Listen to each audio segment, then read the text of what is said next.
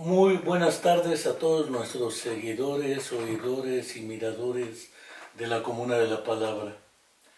Esta tarde, antes de comenzar, no quiero dejar de seguir recordando que una semana más, 4 años después, prácticamente ya 3 meses, y la mentira histórica sobre los 43 estudiantes de la Escuela Normal Raúl Isidro Burgos de Ayotzinapa, en Tixla de Guerrero, desaparecidos en contra de su voluntad y con una mentira histórica que todavía pende y que el gobierno de Enrique Peña Nieto no pudo ni podrá aclarar.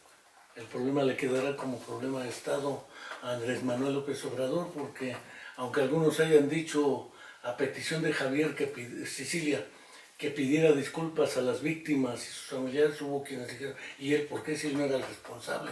Pero él es representante de Estado y asume las responsabilidades de Estado que le corresponden. No quiero tampoco dejar de enviar el consabido saludo a nuestra querida amiga Angélica, mamá de una de nuestras estudiantes de la Facultad de Psicología desaparecida, Viridiana, y como viva la llevaron, le decimos que no está sola, seguimos con ella esperando a Viridiana en nuestra Facultad de Psicología. Esta tarde, y no como decía Sor Juana, me vi cuando te hablaba, como en tu rostro y tus acciones vía, que con palabras no te persuadía, que el corazón me vieses deseaba, en un cuarteto de uno de sus clásicos sonetos. No es el caso, no vamos a hablar del corazón, curiosamente ni del cerebro, porque estaba leyendo un clásico trabajo de Ruy Pérez Tamayo a propósito de la biología y la patología, y la vieja discusión de si el fenómeno es anatómico o es funcional, que en neuropsicología no ha dejado de ser también muy importante. La lesión en la zona es la que explica las cosas, o hay otras cosas que se ven más allá de la anatomía y de la organización estructural del sistema nervioso. El día de hoy, más que hablar de neuropsicología, vamos a hablar de los orígenes de la neuropsicología en Morelos. ¿Por qué la neuropsicología en Morelos? ¿Cuál ha sido su desarrollo y qué perspectivas tenemos? Pero no quiero dejar de señalar que antes de comenzar con la temática propiamente dicha, valdría la pena hacia el vuelo responder qué es y qué debemos entender por neuropsicología para poder ubicarnos en un nivel de análisis relativamente común o homogéneo. No quiero dejar de agradecer, empezando por el orden fémino, a la doctora Bernarda Telles de la Cruz, o Bernarda Telles Alanís, o Bernarda de la Cruz Telles Alanís, o el María antes, porque María de la Cruz, Bernarda Telles Alanís, ni me acuerdo, y eso que para los nombres y eso que eres mnemónico. Y eso que soy un vil mnemónico.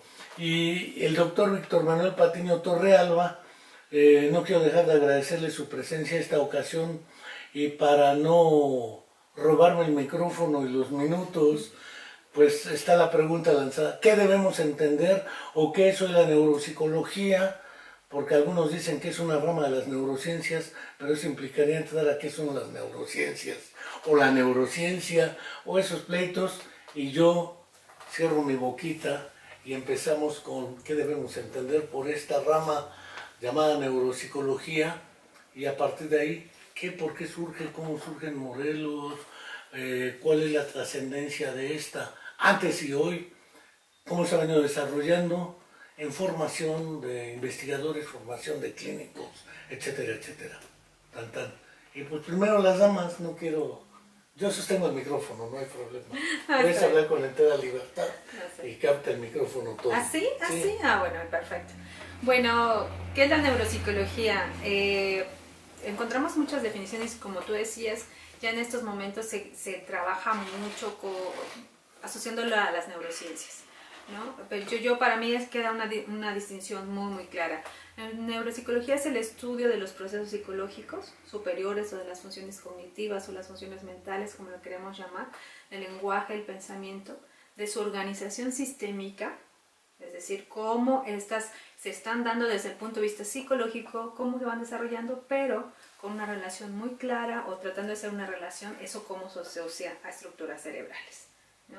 Es decir, es una subdisciplina de la psicología, ¿no? Como decíamos, está aliada también con lo que es la medicina, pero en el sentido de que si es de las neurociencias, forma parte de las neurociencias.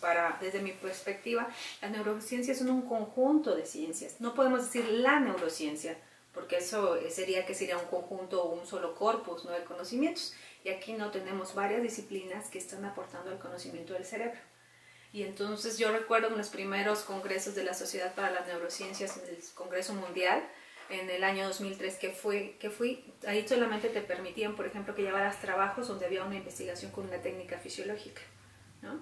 Pero eso ya del 2003 ha cambiado, ahora ya puedes llevar un trabajo y se habla de lo psicológico y puedes llevar solamente, por ejemplo, análisis de medidas conductuales con humanos, ¿no? Entonces, por sí mismo, el estudio de esos procesos psicológicos se convierte, aunque no haya una asociación a una técnica fisiológica, por sí mismo se convierte en parte del corpus de lo que son las neurociencias.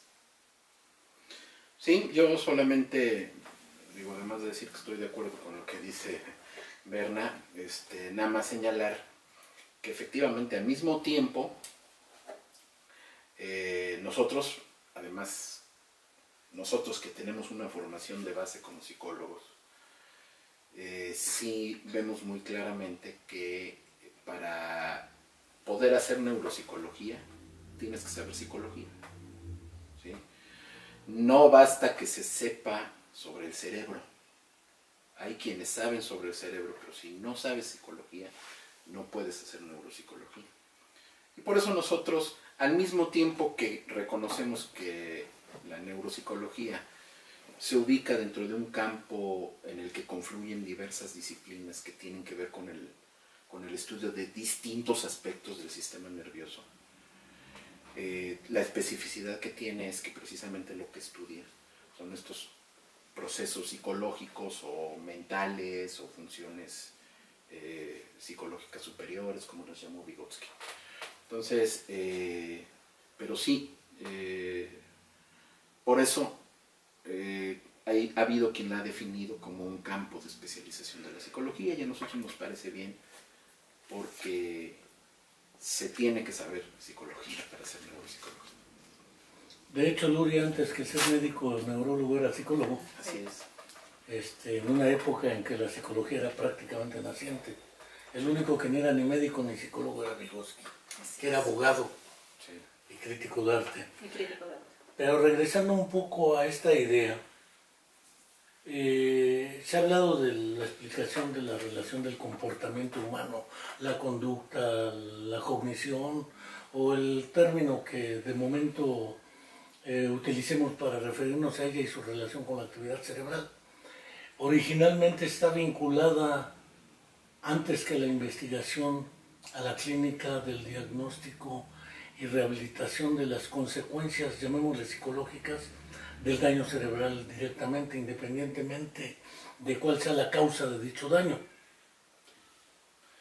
Sí, y esa es la razón por la cual históricamente los primeros que hicieron neuropsicología, paradójicamente, por lo que acabo yo de decir, los primeros que empezaron a incursionar en el campo de la neuropsicología fueron los médicos, ¿sí?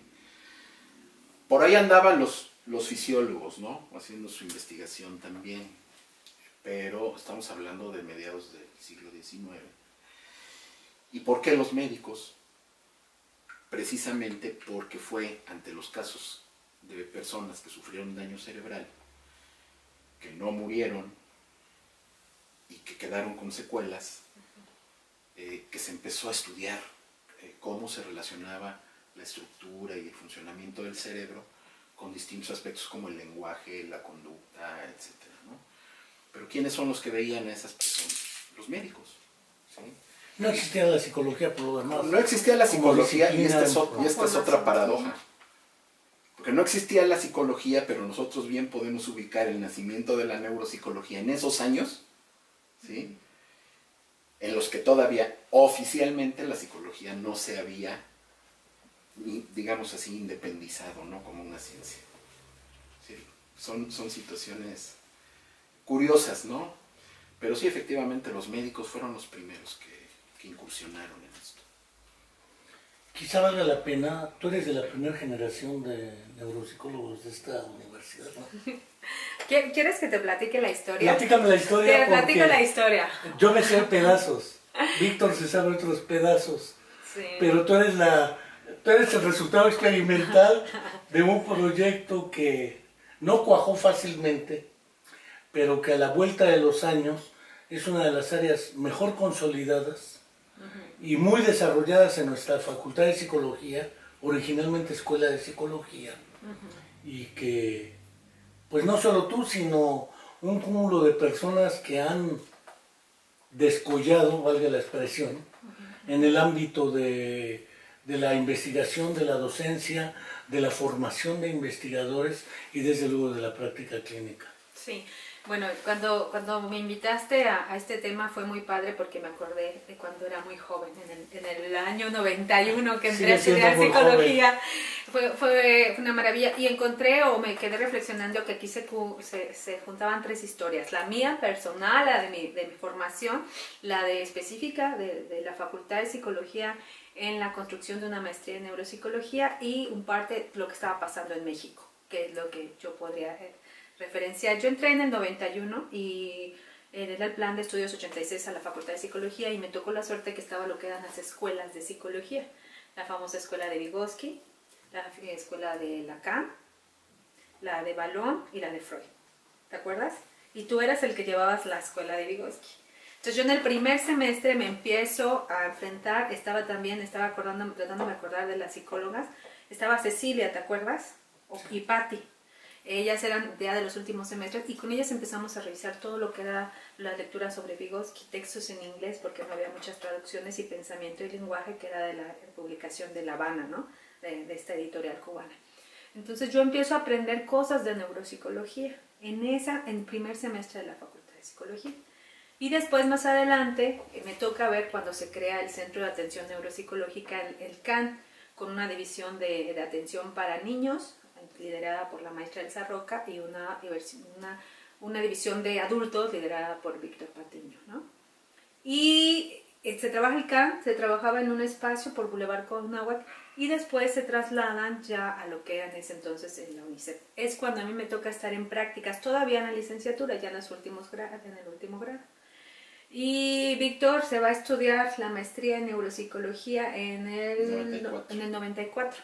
A Puebla. A Puebla. La primera generación de la maestría. Sí, la primera generación de maestría en neuropsicología en Puebla. Que también dio que sus se puede reconocer cuadros, que sí, que creo que la primera generación fue la más sobresaliente en ese sentido. Y ahorita sigue evolucionando, sigue siendo una de las maestrías más buscadas, tienen gran demanda. Y ojalá ya hayan actualizado su plan de estudios porque cuando lo revisamos hace 5 años no sí. Sí, ya estaba, sí, porque es la primera según Miguel Ángel Villa, ya estaba, cierto, no sé si ya está, pero entonces yo cuando salgo obviamente como psicóloga y voy a Zaragoza por áreas del destino, no me inscribo a la maestría de neuropsicología de Zaragoza, mejor tratando de como ampliar mi rango de conocimientos me voy a estudiar la maestría en psicobiología en CEU. Y ahí sigo trabajando con la neuropsicología, pero además con la doctora Selene Cancino y con Mari Corsi, que le acaban de entregar su premio de docencia. Mari Corsi Cabrera. No, Fegui no fui mi maestra, aunque formó parte de mis comités tutoriales. Y entonces decir, yo no soy maestra en neuropsicología, yo soy maestra en psicobiología. Y después el doctorado, como la mayoría de los que lo hemos hecho en México, ha sido en psicología, no en neuropsicología, porque aún en México no existe un doctorado en neuropsicología. Están las diferentes maestrías en neuropsicología y pues para ese entonces eran muy importantes, pues obviamente la doctora Fegui Ostrowski, la doctora Esmeralda Matute, a mí me tocó conocer a la maestra Julieta Eres y que me parece que por ese entonces ya estaba regresando Miguel Ángel Villa, él es doctor en neuropsicología. Sí, en Barcelona con Jordi Peña. De España, pero entonces lo que tenemos ya ahorita en esos momentos sí son varias maestrías en Guadalajara, de neuropsicología, la de Puebla, la de San Luis me parece, y la de nosotros se construye más o menos en el 2000, ¿no? Sí. Y yo cuando regreso empiezo a trabajar como profesora en esa maestría. Y hubo alrededor de 3 o 4 generaciones que salieron de maestros en neuropsicología, pero por la reorganización que hizo en ese momento el doctor Bilbao de formar un solo posgrado, se juntan los tres en una maestría en psicología nada más. Entonces, ahora, aunque hay una línea de neuropsicología dentro de esa maestría, los títulos siguen saliendo como maestro en psicología. Aunque los egresados se autodefinan, valga la definición de la Organización Internacional del Trabajo, ese es un criterio para reconocer comunidades originarias. Si yo digo que soy de indígena, como tal se debe respetar la decisión porque hay por una autoadscripción. línea, porque hay una dentro de esa maestría, y como también en otros programas, hay una línea que es de neuropsicología y hay materias específicas de neuropsicología que no toman los otros estudiantes. Hay diagnóstico, hay tratamiento, sus proyectos tienen que ver con trabajo clínico o con propuestas de rehabilitación neuropsicológica. Sin embargo, el título en general es ahora, pues así, maestro en psicología. ¿Por qué la neuropsicología en Morelos? Porque además tú venías de psicología social, era casi un estigma de quienes militábamos políticamente. El que milita políticamente se tenía que ir a psicología social. Casi todos fueron, muy pocos nos fuimos a psicofisiología, pero era por berrinches y otras oposiciones. Pero ¿por qué la neuropsicología en tu caso? ¿Por qué la maestría en neuropsicología? ¿Por qué una línea? Porque aquí ya se había creado lo que era el Centro de Investigación de Neurociencias. Todavía con Fausto Gutiérrez Aragón se tuvo un curso propedéutico con alumnos de la propia universidad, entre ellos el maestro Fernando Iturbe, por ejemplo. Participaba el doctor Ayala, otra serie de doctores de la UAM y de la UNAM, el doctor Paredes, las jornadas de neurociencia Manuel Velasco Suárez, cursos con el doctor Eduardo Cairo, con Juan Ascuaga, con Ángel Rivier. Es decir, tuvimos un trabajo fuerte al respecto. ¿Por qué? Bueno, yo creo que, bueno, como en todo proceso histórico se conjuntaron muchas cosas. A ver, indudablemente sí tendríamos que mencionar que en ese momento, estamos hablando de los años 80,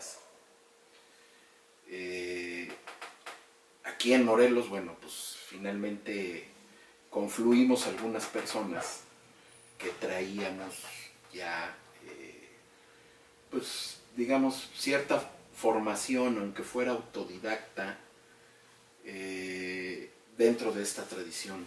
Siempre lo fue así, ¿no? Porque en la UNAM tampoco existía esta área. Pero a ver, en México la neuropsicología fue desconocida, en México, en el país, fue desconocida hasta por ahí del año 1980, alrededor del año 1980, que empezaron a venir a la UNAM principalmente algunos de los representantes más importantes de la neuropsicología, principalmente de América Latina.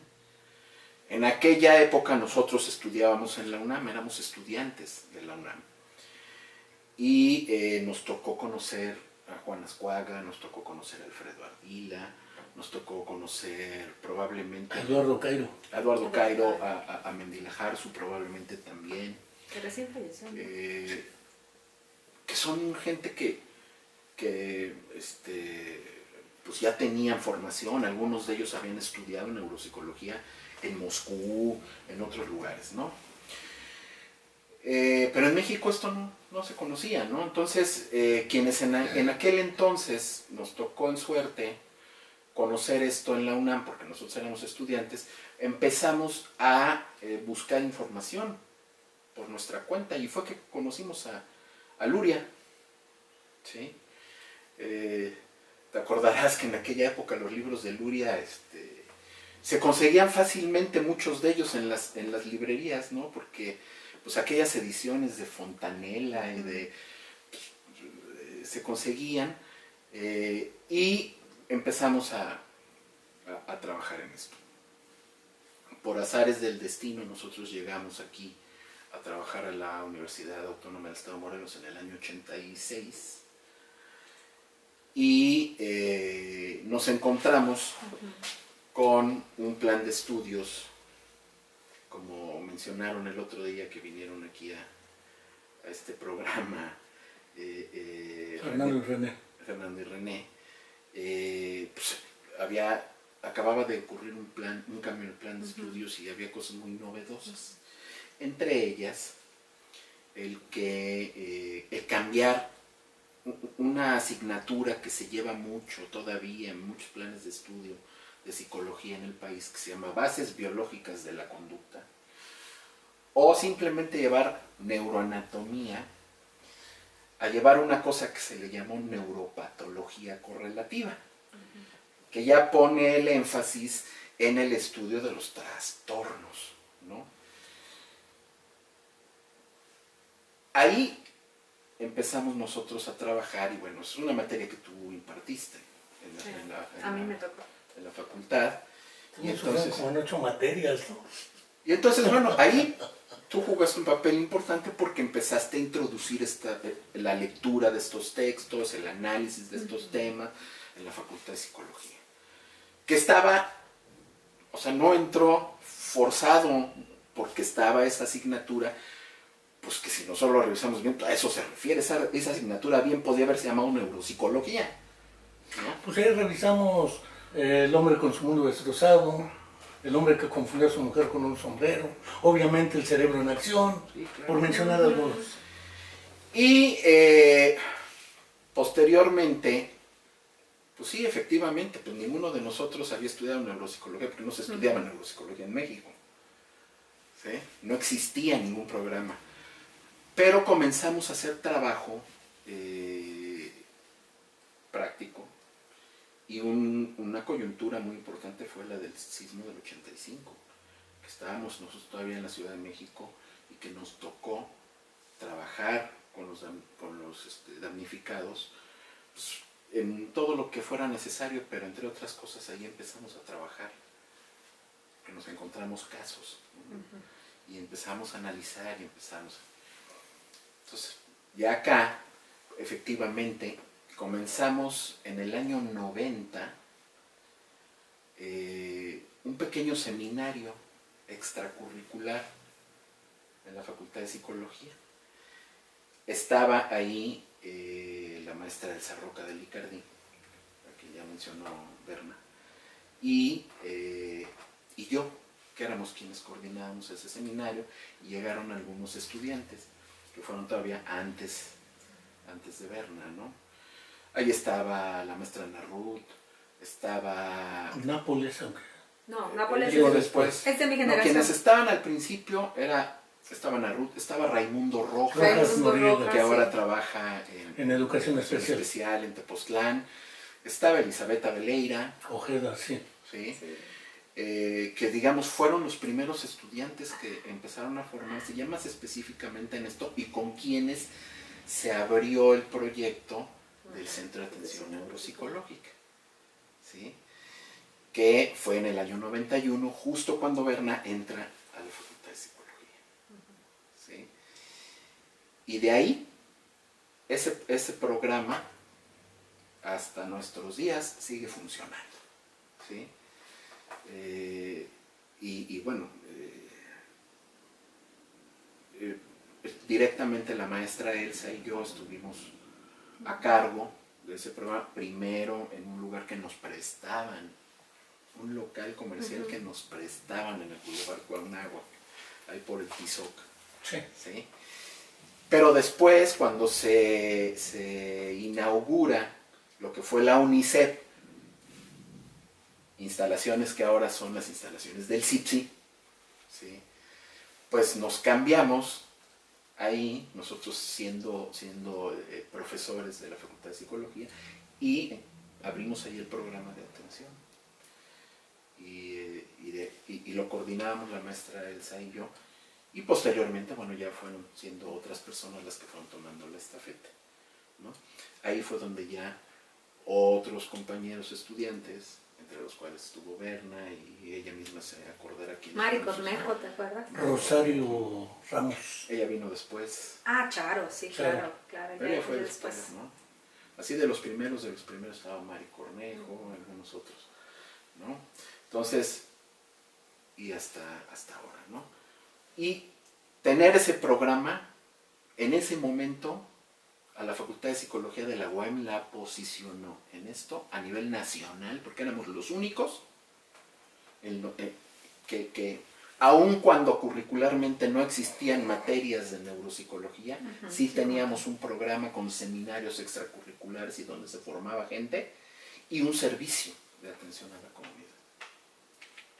Entonces, en ese momento solamente se enseñaba neuropsicología. En la FE Zaragoza, que su programa es más o menos del año 85 por ahí, sus orígenes,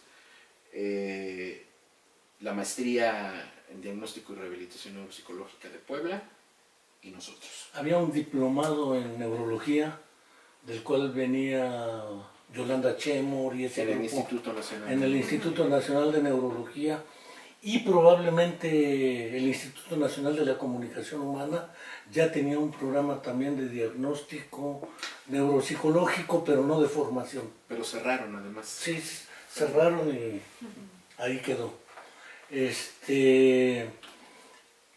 Va casi para 30 años este programa. Si pensásemos en números, aunque no sé si se tengan sistematizados, no voy a hablar de generaciones, pero hablar de neuropsicólogos o de profesionales que ejercen la práctica neuropsicológica es hablar de una práctica que inicia hace casi 30 años en este programa. Antes no lo había. Esta práctica generó profesionales que pararon en educación especial, en salud y en docencia, investigación. ¿Cómo cuántos serán? A la vuelta de 30 años. Egresados nuestros. Sí. Bueno, con eso te empiezo a comentar otro asunto, que estamos tratando de formar un colegio de neuropsicólogos. Entonces ahí hicimos el cálculo, ya estamos asistiendo personas que trabajan en la neuropsicología, la mayoría que son formados aquí, egresados de aquí, estamos alrededor de 30, pero los que ya estamos trabajando. Entonces yo creo que la cantidad ha de ser el doble más o menos, por los que no están aquí, por los que se regresaron a su lugar de origen, ¿no? Y más o menos, porque eran generaciones más o menos de 4 o 5 personas, ¿no?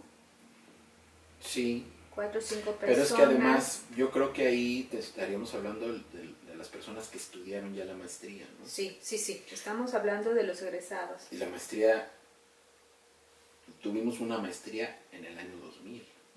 O sea, pasaron casi 10 años en los que salieron psicólogos de la licenciatura. Además. Que no todos estudiaron la maestría, pero que algunos se aventaron más de la mitad de la carrera atendiendo pacientes.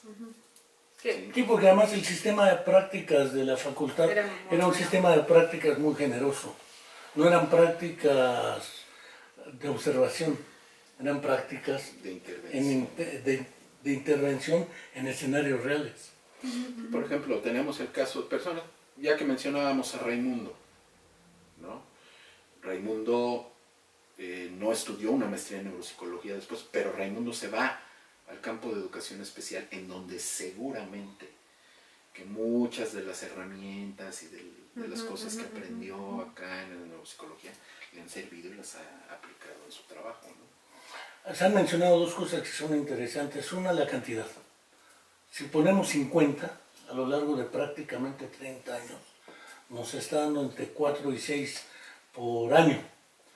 Si hablamos ya también de que no es solamente la formación de profesionales que tengan o no el título formal de neuropsicólogos, se autorrefieren como tales, ya se habla de un colegio. Sí. Ya se habla de que la Universidad de Morelos junto con otras universidades conformaron la Asociación Mexicana de Neuropsicología, que en ese entonces trataba de plantar su diferencia y su claridad con respecto a la Sociedad Mexicana de Neuropsicología, que era la que existía, ya ahora no existe. En su momento el colegio, que no sé si sigue existiendo. El Colegio Nacional de México. Sí, sigue existiendo. Pero siguen existiendo pocas organizaciones activas. Y naturalmente el colegio morelense, o como se llame, Yo creo que porque quienes estuvimos ya en esos entonces participando en la Facultad de Psicología, y quienes nos antecedieron, hablo yo en lo personal, quienes estuvieron desde antes, personajes como René, como Fernando, Mario Flores, otros profesores, ellos ya habían planteado desde la transformación que tuvo la Escuela de Psicología entonces en el 86, la necesidad de que se hiciera investigación, ¿sí? El proyecto de la UNICEP lo marcaba claramente. Era una unidad de investigación y servicios psicológicos. Y estamos hablando de que ese proyecto se elabora por ahí más o menos del año 90, entre el 90 y el 92. ¿Sí? La UNICEP se inaugura curiosamente con un evento nacional de neuropsicología en el mes de febrero de 1993. ¿Sí?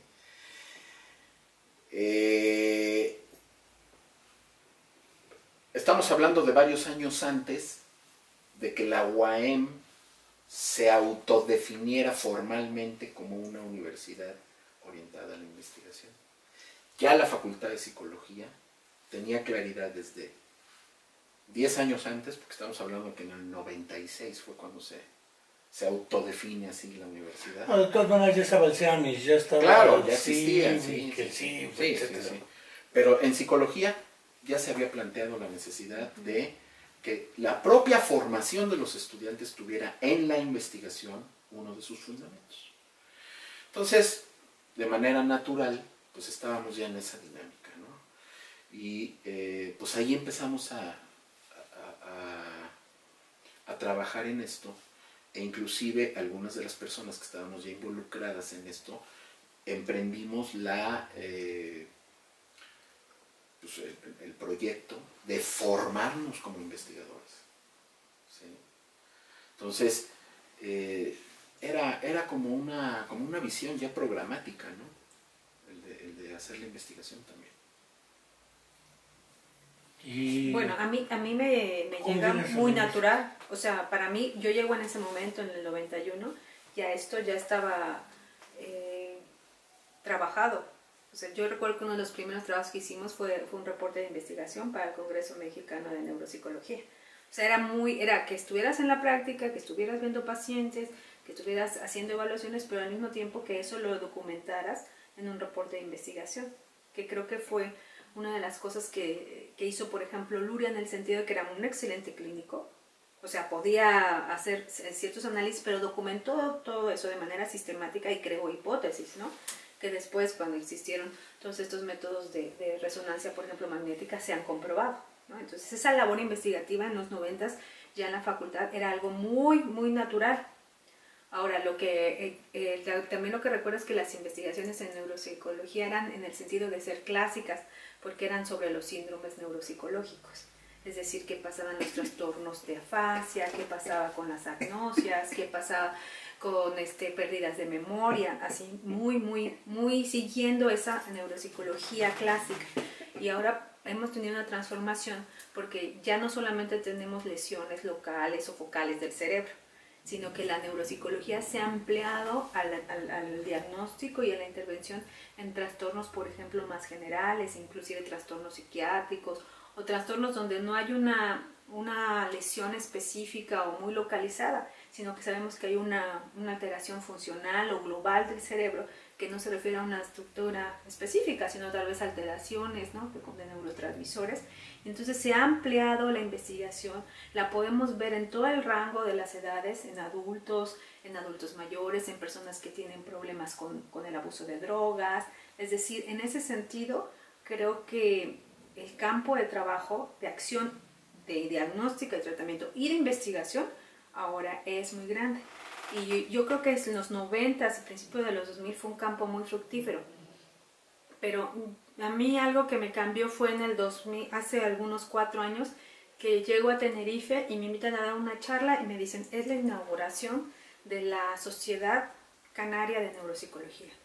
Y entonces, ok, y ya conozco a la gente que estaba allí y todo el asunto, y digo, a ver, espérame, ¿qué pasó en México? Después de tener una actividad muy, muy rica de congresos de la AMN, de empezar a construir, te enteras que, por ejemplo, en España, cada localidad o cada provincia tiene su sociedad de neuropsicología y tiene una federación española de neuropsicología que conjunta congresos y una actividad clínica muy rica. Y por otro lado tenemos a los vecinos del norte que tienen al neuropsicólogo como una profesión reconocida dentro de los hospitales, con posgrados muy estructurados, con formas de evaluación muy, muy, muy, muy específicas, ¿no? Entonces digo, ¿qué pasó en México? Que después de 10, 20 años de gran producción, porque yo creo que se leían directamente, ¿no? Se leían las traducciones del ruso al español, no se leía a través de textos en inglés. Después de ese acercamiento tan rápido México con la, por ejemplo, la neuropsicología de la escuela soviética, se pierde toda esta oportunidad de organización clínica y de más trabajo de investigación. Yo es lo que en ese momento percibí y por eso nosotros empezamos a trabajar tratando de impactar, crear un colegio para que después vayamos al congreso y digamos, también el neuropsicólogo tiene que estar en los hospitales públicos, se tiene que reconocer, tiene que tener una regulación, ¿no? Y también tiene que haber neuropsicólogos dando un diagnóstico y un tratamiento en los hospitales públicos, ¿no? Porque también lo interesante es que la mayoría de nuestros egresados los contratan en hospitales privados, donde sí están aplicando más este proceso de atención integral, o están trabajando en la parte de atención privada de ellos mismos, de consultorios. Entonces creo que en este sentido hubo mucho trabajo y como que nos falta, o a las generaciones jóvenes, les falta esta parte de autoorganización y de seguir trabajando eso para proyectar al neuropsicólogo como un profesional de la salud y además un investigador esencial. Es curioso, pero por lo menos los dos ámbitos ampliamente reconocidos de inserción del neuropsicólogo, independientemente de que tenga el título de tal, ha sido el ámbito de la escuela y el ámbito hospitalario. Sin embargo, el ámbito forense, porque ha habido otros dilemas, todo lo que es juicios de interdicción, todo lo que es testar, recibir, casarse, todo este tipo de problemas que aparecen ya en la práctica jurídica y legal, también se requiere ahí el neuropsicólogo. Plantea esta situación que hoy vemos. La pregunta es obvia, hacia adelante, ¿qué sigue? ¿Qué esperaríamos? Porque además de todo no dije quiénes son. Hoy Víctor es un personaje pronto a insertarse en la investigación científica en el estado de Morelos, el desarrollo tecnológico, innovación y demás. Pero tú eres la directora del Centro de Investigación Transdisciplinaria de Psicología. De hecho es un centro que hace investigación y da servicios psicológicos en general y específicos en neuropsicología. Mirando, por ejemplo, me voy a olvidar de 2030 porque si no cualquier imbécil se pone la máscara de Anonymous y ya cualquier imbécil se presenta como si Anonymous dijera todo lo que dice el imbécil. Y el imbécil dice una sarta de barbaridades, como el grupo 2030. Pero si pensamos de aquí a la década 2030, ¿hacia dónde va la neuropsicología? En los tres ámbitos, porque es formación de clínicos, es formación de investigadores y es formación de docencia en ello, porque no es lo mismo saber que saber formar. Eso ha sido otro dilema de la educación superior. Cualquiera con título y cédula da clase de lo que quiera, pero es el modelo que tenemos desde fuera, aunque enseñar no sea tarea sencilla. Dijera el buen Manuel Aguilar, padre, hay un desprecio a la educación bárbaro, pero en la formación de nuevas generaciones, en la investigación, en la organización, hacia el 2030, como vemos, saliendo más allá de la imbecilidad y otras cosas que aparecen por las redes. Yo creo que este es un tema bien complejo, porque yo creo que hay que considerar no solamente el aspecto del la práctica profesional del neuropsicólogo, que como tú has dicho, se ha restringido a ciertos ámbitos nada más. ¿Sí? Si nosotros analizamos desde el punto de vista científico, como tal, lo primero que hay que decir es que la neuropsicología no solamente debe proponerse estudiar la patología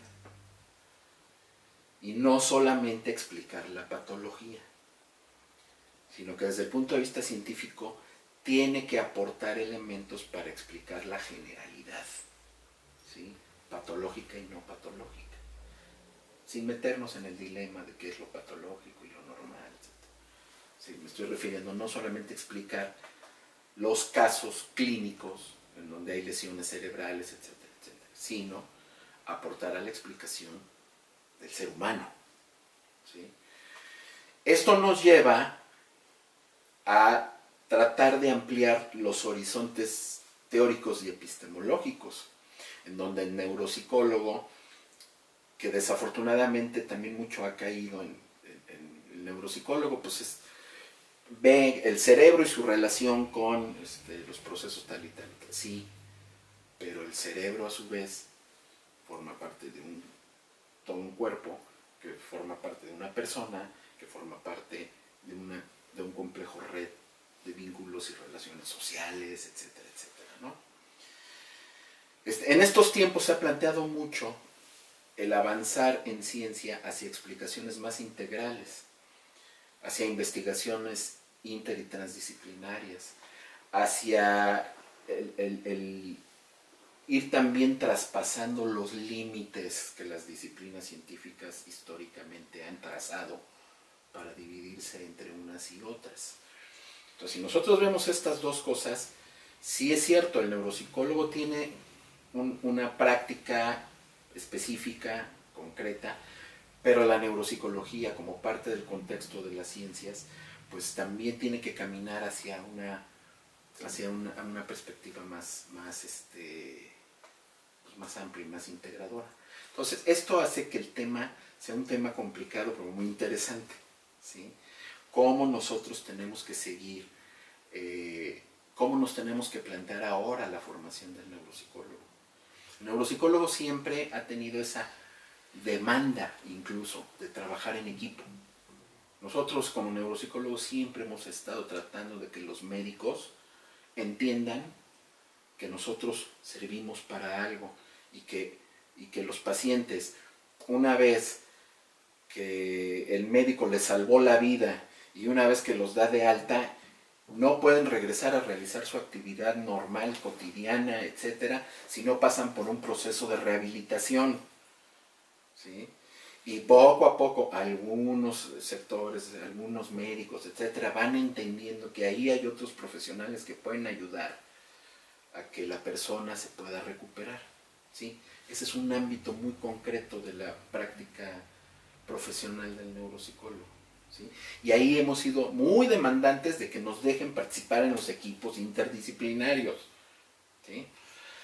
Pero por el lado de la investigación tenemos esa otra perspectiva y esa otra necesidad. Y tenemos un centro de investigación transdisciplinar, ¿sí? Y en todos lados se habla ya de pasar a la investigación transdisciplinar, lo cual no significa perder la identidad de cada uno de los científicos, pues, que aportan, pero sí de adoptar puntos de vista más integrales. Una respuesta concreta a esa pregunta, pues yo no la tengo en este momento, pero sí veo que el problema es complejo, porque tiene esas dos dimensiones, ¿no? Dentro de las cuales es una cosa que hay que discutir y que no se ha discutido. Yo veo el futuro como también estos dos ámbitos, pero creo que es claro para dónde debe ir todo lo de la práctica clínica. El problema no es solamente de los neuropsicólogos, es desde los psicólogos. O sea, los número de plazas de psicólogos que atienden de manera pública en los hospitales es poco. O sea, es muy poco. Y la costumbre de alguien de que tiene un problema de salud mental o que no lo quiere reconocer o que no sabe de ir al psicólogo es muy bajo. Siempre nos hemos comparado con los argentinos en este sentido, ¿no? Entonces, como impacta desde el psicólogo. Entonces, sí, los neuropsicólogos que luego están en los hospitales trabajan con plazas de psicólogos. Entonces, se están ocupando los mismos espacios laborales cuando su tarea es muy diferente. Entonces yo creo que sí hay que trabajar mucho sobre el reconocimiento del neuropsicólogo como un profesional de la salud. Y te decía, porque ya muchos médicos les dicen a los egresados, es que yo sí te quiero, o sea, te necesito que veas a este paciente, mira cómo quedó con un problema de lenguaje, por favor rehabilítalo. Hay muchos médicos neurólogos que son muy sensibles y son los que están invitando a los neuropsicólogos a trabajar en la práctica clínica, son los que los contratan en sus propios hospitales, en sus propias clínicas. Pero necesitamos un movimiento más general, porque si una persona se va sola a su casa después de un evento vascular cerebral, después de que ya ha quedado con una hemiplegia, dice solamente voy a la rehabilitación física, no, también tiene que rehabilitar sus procesos cognitivos y sus emociones, pero también pensar en esquemas más amplios. Una cosa que es muy importante para la rehabilitación del daño cerebral son las agrupaciones, los grupos de familiares, de cualquier persona que tiene algún síndrome, hasta ellos mismos, porque no solamente hay que trabajar sobre la rehabilitación cognitiva, sino sobre su rehabilitación, su inserción a la vida laboral. Son otros problemas. Por ejemplo, cómo se está estimulando a las empresas para que contraten a personas que tienen secuelas de daño cerebral. Eso en Guadalajara quedó muy claro porque su DIF lo está trabajando muy bien, pero aquí en Morelos no. Y también hace falta. O sea, falta toda esta parte de trabajo en la clínica. Y también, como lo decía muy bien Víctor, rescatar también alguien que busca mucho al neuropsicólogo es el investigador de neurociencias. El que hace fisiología, el que hace tomografía por emisión de positrones, el que hace resonancia magnética funcional, busca al neuropsicólogo porque el neuropsicólogo entiende el proceso cognitivo y le ayuda a diseñar las tareas de lo que quiere evaluar. Es decir, de manera natural, cuando aparece la neuropsicología, aparece como la conjunción de varios saberes. Y tienen que saber mucho, por eso luego los alumnos nos reclaman, ¿verdad? Es que ustedes son muy exigentes, es que ustedes quieren puro brillar, puro estudiante brillante. No, es que se tienen que formar con muchas cosas, tienen que saber de anatomía, de fisiología, de farmacología, de psicología principalmente. Pero es buscado este profesional porque con su saber contribuye a la generación del conocimiento de cómo trabaja el sistema nervioso central, cómo trabaja el cerebro, y vemos grandes proyectos a nivel mundial donde pues se busca este tipo de profesionales. Es evidente pues desde Brenda Milner, ¿no?, que trabajaba con los ¿cómo se llama? El que hacía la estimulación eléctrica, cómo ella estaba allí, porque su papel como psicóloga, como neuropsicóloga, era necesaria en una intervención quirúrgica, ¿no? Y eso pues lo podemos trasladar a cualquier ámbito. Es decir, la parte clínica y la parte de investigación son muy necesarias fortalecerlas y ampliar, ¿no? Mencionaste dos cosas para ir cerrando esto, porque ya llevamos casi una hora. La organización. La Asociación Mexicana de Neuropsicología ha mencionado mucho la certificación, porque cualquiera que va toma un diplomado hasta con un coach, valga el término, y ya se cuelga un papelito que dice neurocoaching, doy neuropsicoterapia de coaching, y resulta que están dando cada charlatanería.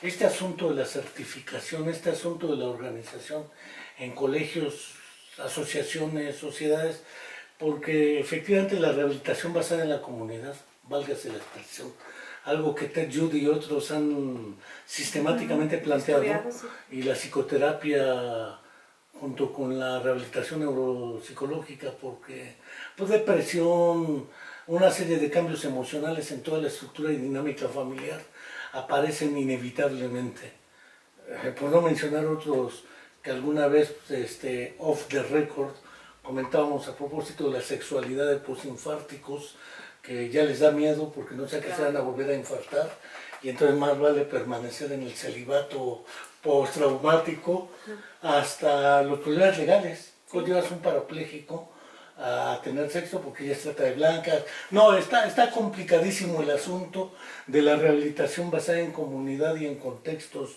socioculturales.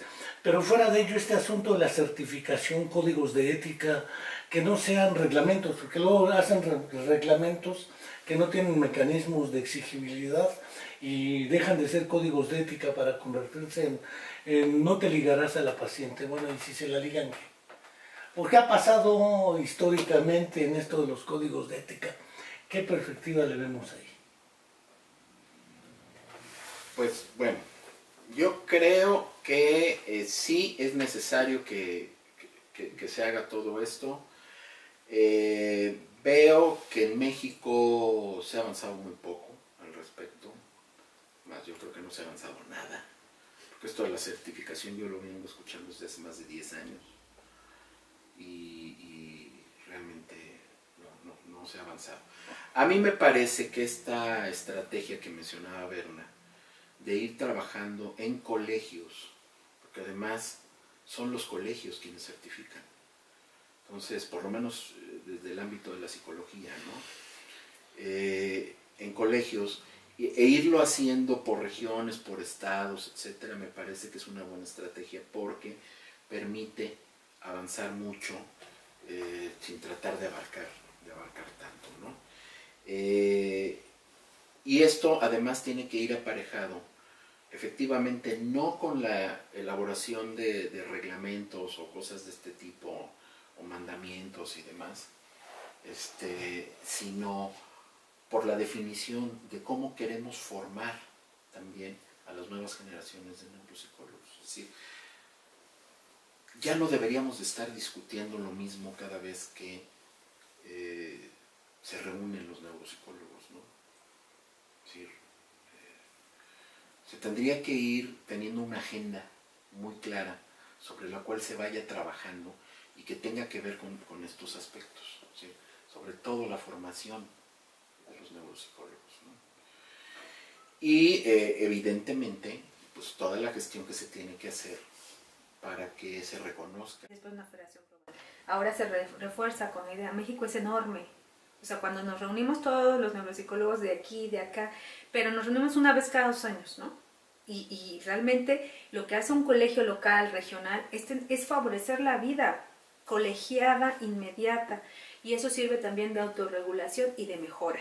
Yo creo que con la ética no hay mucho todavía que hacer, porque tenemos un código ético del psicólogo que nos puede regir y además la Secretaría de Salud está poniendo también indicaciones muy claras de cómo debe ser el trabajo clínico. Entonces ahí estamos muy bien protegidos, estamos muy bien, no creo que necesitemos algo más específico en este momento, o sea, hay con qué trabajar.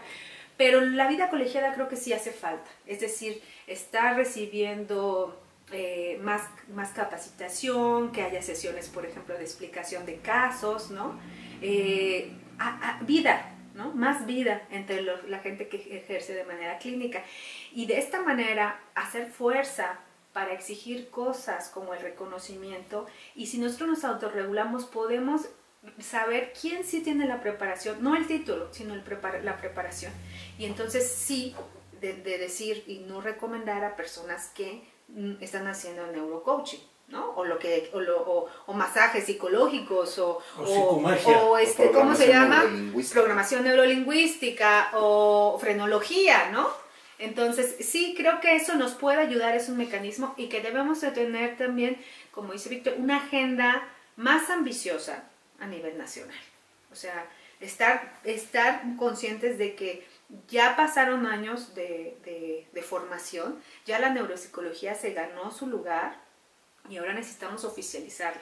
Si tú le dices a alguien, mira, tienes tu paciente, hay un especialista que te va a ayudar a que recupere el lenguaje, a que recupere las praxias, lo van a llevar desde la escuela de lo que nos forman, pero necesitamos que ahora los jóvenes asuman una postura proactiva y todo, porque eso también lo vamos a ver nos ayudan mucho los grupos de pacientes, ¿no? Los grupos mismos de pacientes o de familiares de pacientes, que ellos cuando se organizan también pueden pedir cambios en las estructuras de salud y en las estructuras de trabajo, porque recordemos que la rehabilitación neuropsicológica no es para que alguien suba los puntajes en un test, es para que se rehabilite, es para que vuelva a insertarse de la misma manera o de una manera diferente a la sociedad, y 2, Otra cosa que la doctora Bárbara Wilson lo dice muy bien en su libro de rehabilitación, que su estado de ánimo cambie, porque los amnésicos siguen deprimidos después de 15 años y pues eso no es calidad de vida. Entonces creo que es muy importante el neuropsicólogo trabajando con los otros profesionales de la salud y también al que le guste trabajar con la investigación, también impactando en la generación de ese nuevo conocimiento. Entonces creo que la historia nos ha marcado un camino muy interesante, la formación de la neuropsicología, pero también debemos ahora tomar, o como dice Víctor, una agenda, unas nuevas metas muy claras, involucrar a toda la gente, nuestros egresados jóvenes. No nos va a dar tiempo, pero pudiéramos hablar de publicaciones, revistas y demás, que también es otro pie cojo que tenemos, valga la metáfora. Sin embargo, no quiero dejar de agradecerles porque el tiempo es oro, decía una canción, ¿no es cierto? El silencio es oro, ¿no? Pero no quiero dejar de agradecer su participación, su tiempo, su colaboración. No quiero dejar de agradecer a nuestros seguidores y esperarlos el día de mañana a la misma hora por este mismo canal con el gran Joe Tejodo. Hasta la próxima. Y ahora que sí le vi